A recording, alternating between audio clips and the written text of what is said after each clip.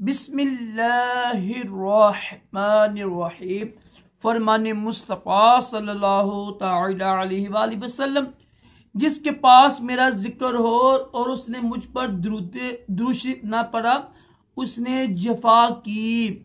استغفر اللہ، صلو علی الحبیب۔ آج کی سنت مبارکہ یہ ہے کہ باوضو ہونا سنت مبارکہ ہے۔ فرض علوم کے لیے دعوت اسلامی کے مدنی قافلے میں سفر کریں، نماز کو عرض کریں، راشدہ تاریخ خوابوں کی تعبیر لے کے پیش خدمت ہے۔ آج میں آپ کو بتاؤں گا کہ خواب میں یہ دیکھنا کہ وہ خواب دیکھنے والا سورج کو سجدہ کر رہا ہے،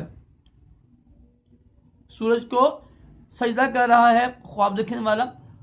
تو خواب میں یہ جو ہے نا سورج دیکھنا، اس کی 8 بنتی ہیں تعبیریں۔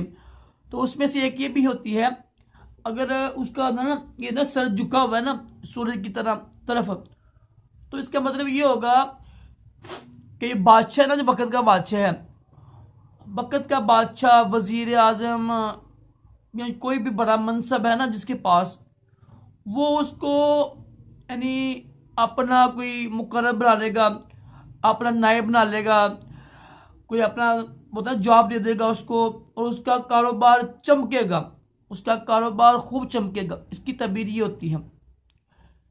اللہ تعالی ہم سب کو اچھے خواب دکھائے اور دونوں جہانوں کی بلائیاں عطا کرے، اور اپنے پیارے حبیب علیہ السلام کی خواب میں زیارت کرے نصیب۔ اللہ حافظ۔